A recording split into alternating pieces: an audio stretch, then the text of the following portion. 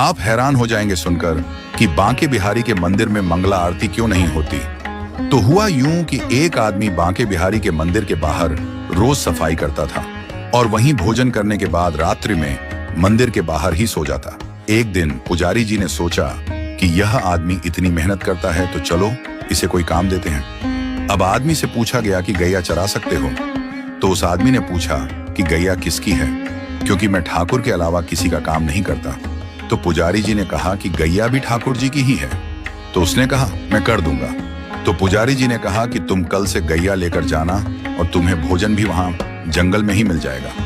अगले दिन वो गैया लेकर गया और गैया चराने लगा। रोजाना उसके पास दोपहर में खाने के समय पर भोजन पहुंच जाता था। अब एक दिन क्या हुआ कि भोजन के समय पर भोजन नहीं आया, तो भूख की वजह से वह आदमी चिंता में आ गया। सोचने लगा कि जाकर पुजारी जी से शिकायत करूंगा और बहुत गुस्सा होने लगा। तभी एकदम से पीछे से आवाज आई कि गवाले आजा, अपना भोजन कर ले। और उसने पीछे देखा तो वहां दिखा तो कोई भी नहीं, लेकिन एक पेड़ के पास लाल मखमली कपड़े में कुछ बंधा हुआ रखा। वह गवाला वहां गया और जाकर देखा कि वहां तो भोजन रखा हुआ है। उसने उस कपड़े को खोला तो देखा कि 56 भोग तरह तरह का भोजन उस मखमली कपड़े में रखा हुआ था। तो गवाले ने सोचा कि आज भोजन बहुत ज्यादा बना है, तो बनाने में थोड़ा समय लग गया होगा, इसलिए देरी हो गई।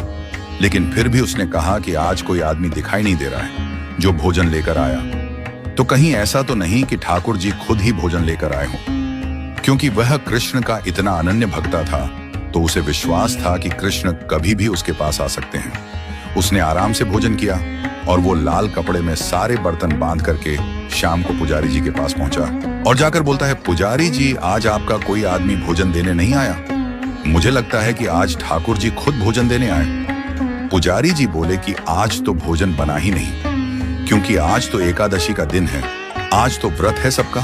और पुजारी जी ने देखा उसके हाथ में लाल मखमली कपड़े में जो बर्तन है वो वही बर्तन है जिसमें रोज ठाकुर जी का भोग लगता है। तो पुजारी जी ने पूछा कि कोई भी तुम्हें भोजन देने नहीं आया?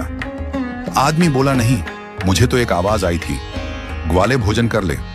पुजारी जी को पता चल गया कि आज ठाकुर जी स्वयं इसके लिए भोजन लेकर गए। तो पुजारी जी ने सोचा कि ठाकुर जी का इतना अनन्य भक्त है तो इसको मंदिर से दूर नहीं भेजना चाहिए। तो पुजारी जी ने कहा कि आज से तुम्हारी ड्यूटी मंदिर में ही है, यहीं रात को चौकीदारी करो, मंदिर का ध्यान रखो। मंदिर के द्वार बंद होने के बाद कोई भी मंदिर में आए जाए नहीं। तो उस रात से उस ग्वाले की ड्यूटी शुरू हो गई। वो मंदिर की चौकीदारी कर रहा था, तभी आधी रात को स्वयं बांके बिहारी बाहर आए और चौकीदार से बोले कि मुझे जाने दो। उस ग्वाले ने ठाकुर को रोक लिया। तो ठाकुर जी ने पूछा